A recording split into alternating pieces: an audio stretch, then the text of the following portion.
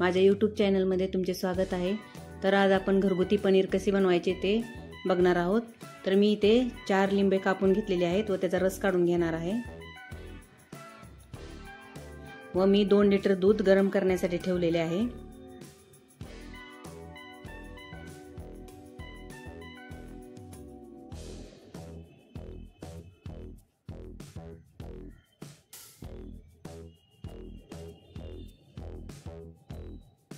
तर दुधाला थोडी उकळी फुटली की लगेच आपण तो लिंबाचा रस त्यामध्ये टाकून घ्यायचा आहे व तो व्यवस्थित मिक्स करून घ्यायचा आहे।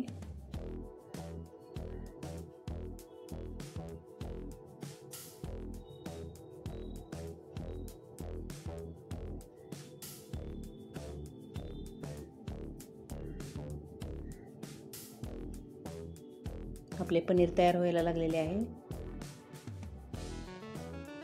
तर आता एक आपण सुती कपडा घ्यायचा आणि त्यामध्ये ते व्यवस्थित गाळून घ्यायचं आणि घट्ट अशी त्याला गाठ बांधायची म्हणजे सगळं पाणी निघून जाईल। आता त्यावर आपण वजन ठेवणार आहोत।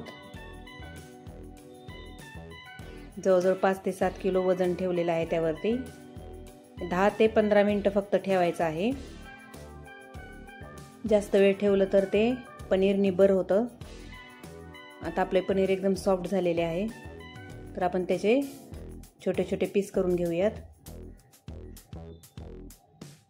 2 लिटर दुधामध्ये एवढे पनीर झालेले आहे। तर तुम्ही पाहू शकता आपले पनीर किती छान झालेले आहे।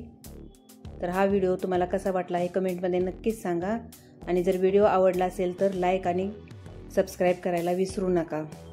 धन्यवाद।